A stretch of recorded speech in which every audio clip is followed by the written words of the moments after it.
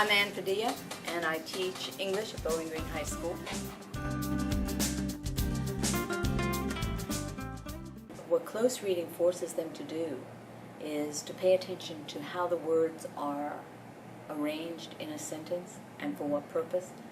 It's an exercise in understanding how people, including themselves, can structure language for meaning.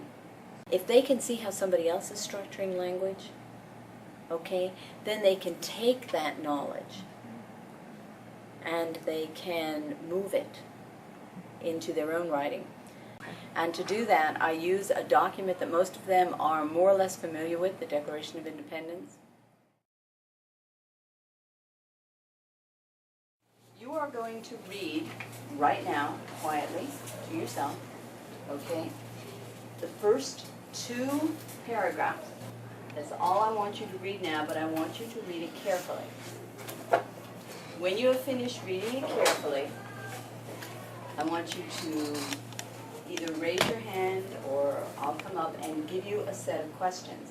And I'm going to give you about 10 minutes to start answering these questions on a sheet of paper. Then I'm going to put you in pairs and see what you can do. They read silently for a while and I have them start to work on this individually. And then after I've given them time to get through maybe 4 or 5 questions, I let them work in pairs to compare and see what they've got, and then I let them talk their way through the rest of it. I want everybody paying attention to what's on the page, and if we start all together, excuse me, if we start all together, they're not paying attention to what's on the paper.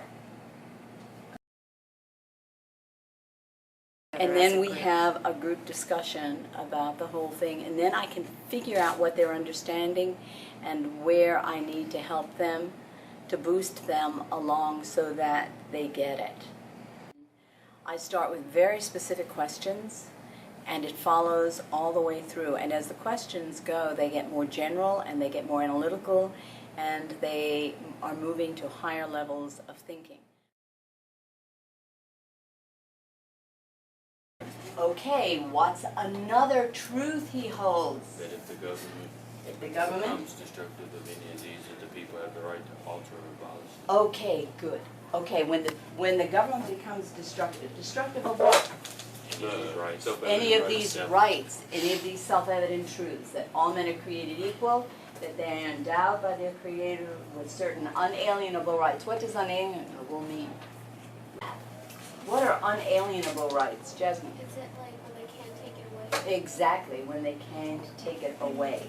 The unalienable right. So when the government starts interfering with these rights, then it is the right of the people to alter or abolish that government. One of the questions is to identify at least 10 of the facts. And so what Jefferson has said is let facts be submitted to a candid world. And the facts are all the evidence that he's providing that the king is indeed a tyrant. And I really want them to pay attention to that for a couple of reasons. First of all, I want them to understand how important adequate support is for any contention they're going to make, any thesis that they have. Because I want them to see how important it is to be clear and factual. Good. Michael. He has plundered our seas, ravaged our coasts, burned our towns, and destroyed the lives of our Wow, people. that sounds pretty impressive. Right on. Okay, Carla, what's another one? He has refused for a long time after such a dissolution to cause others to be elected. Okay, so what does that mean? I mean, I thought of it as in like where like no one else could be like taking over, like having the power that he has, I guess. So he just like wants to be the only one to have the power. Okay, good. But what I'm really looking at is the inductive argument. This is your thesis. This is your claim. This is what you want to do. Okay, so how are you going to support it? And we're going back to King George's Tyrant. or the king is a tyrant. How do you know he's a tyrant? Look at all of this support. What's the main point that he is proving with evidence in this? That the king is acting as a tyrant. The king or is a being tyrant. Does he provide evidence for that? Yes. Yeah. Does he provide, remember I said enough, does he provide a lot of evidence? Yeah. Yeah. Yes, lots and lots of evidence. About 15 So- facts. What about the quality of the evidence? Is it good? It's Yeah. What makes it good? Because They're true statements. they're facts. There you go. Facts. They're statements that can be backed up. They're facts. And so, They can be we proven. have the quality. So they are good. Here we have quantity. And here you have quality. Okay, now, this is a jump, but I'm coming back to this with you. When you are writing your papers, okay, this is your job, to provide enough good evidence to convince your reader that your thesis Not that good. is supportable and valid, okay? Deductive. Deductive argument or logic starts out differently.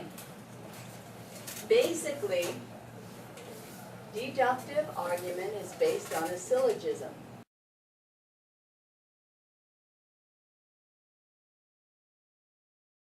And a syllogism is an if, then. And then is your conclusion. So what's your conclusion? What did he start with here? The king is a tyrant. Okay, so what? The king is a tyrant. He's destructive.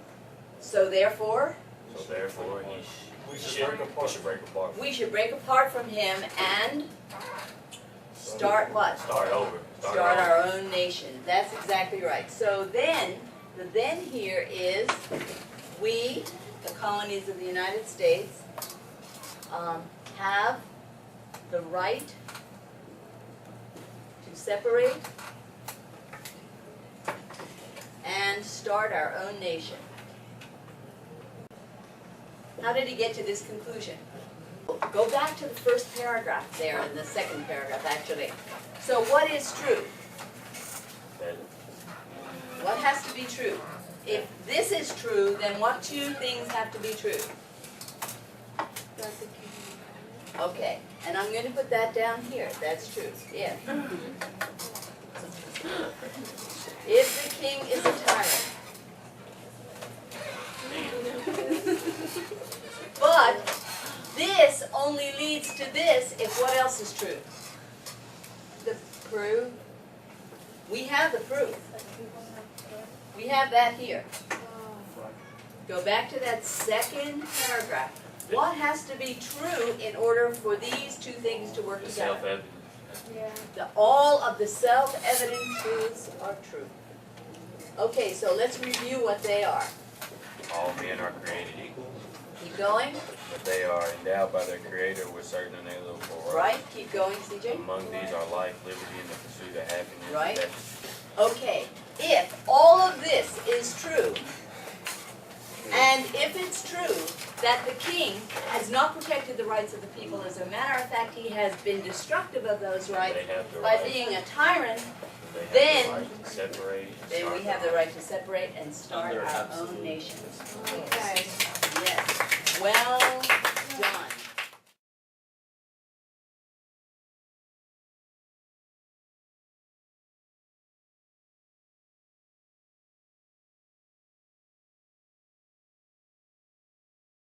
They went through and found all the examples of parallel structure, not only that he has, but the for plus the gerund, for quartering, for so on. And where he structures the elements with the that, all these noun clauses. And then we talked about connotative words, and I wanted them to see how relatively few of them there were, because this is argument, but how powerful connotation can be. Then they're going to write their own Declaration of Independence. they have to do is follow basically this structure. And they can, and it has to be independence from and to. I have one student who is declaring his independence from school to the workplace. Okay? And another who is declaring her independence from home to being independent. They will have to have at least one good example of parallel structure in a sentence or in a paragraph. And they will have to have a couple of words that carry connotative meaning, that are deliberately used for meaning. I want them to see how it works for Jefferson when he did it and how it worked. So it's not just a technique that you learn, but you see it in context, and it's something you can use too. Ah, he can do it, you can do it. Right. You know.